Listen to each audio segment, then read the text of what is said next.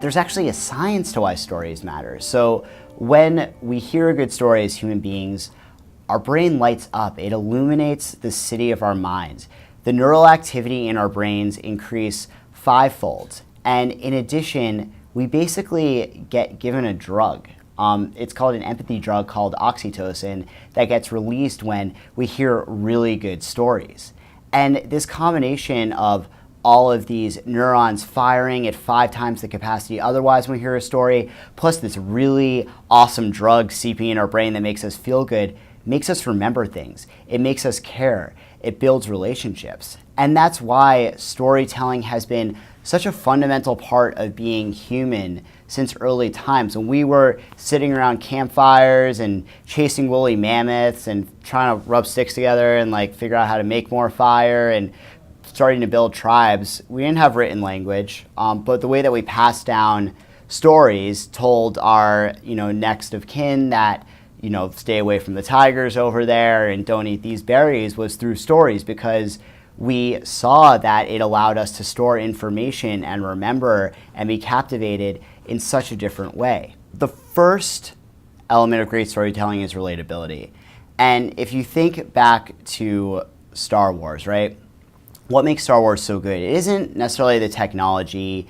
It isn't just the amazing graphics. The thing that makes Star Wars so good is that it was based on nostalgia for 1950s Americana. So if you look at the original Star Wars, the spaceships kind of look like old hot rods from the 50s. A lot of the fashion evokes the 1950s. A lot of the shots evoke the great movies from 1950s Americana. And George Lucas was obsessed with 1950s Americana in this way. So it gave this sense of relatability that allowed viewers to be transported to this bizarre, crazy alternate universe where these weird-looking aliens are getting drunk and fighting in a space bar, and there's a giant Wookiee who's a dude's best friend.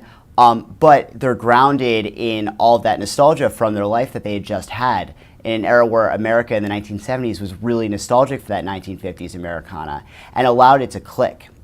This actually ties in with the second key to great storytelling, the great element, which is novelty. So relatability isn't very good if it's all boring, it's generic, it's the same thing that we've seen over and over again, right?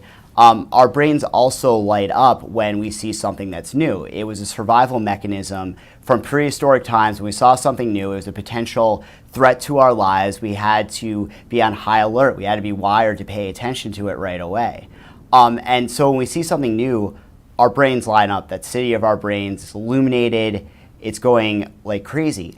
But if something is too novel, it becomes confusing to our brains. If there's too much novelty, we either get scared or disinterested, and our brain starts to shut off and go into a survival mechanism. So in storytelling, amongst those first two elements, there is this great Venn diagram between relatability and novelty, and that sweet spot whereas it's relatable enough that we feel comfortable being transported into that world, but it's novel enough that it keeps our interest, but it doesn't go too much in either direction. And the third element of great storytelling is tension. This should be pretty obvious, right? That tension is something that carries a great story along.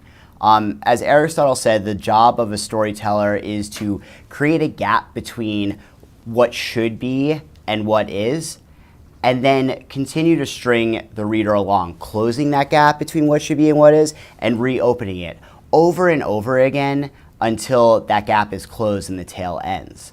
So in any good story, you need that conflict, you need that tension that's going to keep the reader or the viewer on high alert, always on the edge of their seat, teasing them that this tension gap is going to be closed before reopening it again and again and again. And that's what keeps us captivated in a story. The fourth element of great storytelling is fluency. So a lot of people in business, in MFA programs, I went to a liberal arts school myself, did a ton of writing workshops, think that the key to great writing is being convoluted, using big words, sounding flowery, sounding grand, being this person who knows all the better words than you do. But in fact, if you run the best and most popular writers in history through a reading level test, you'll find that they actually write at an elementary school level.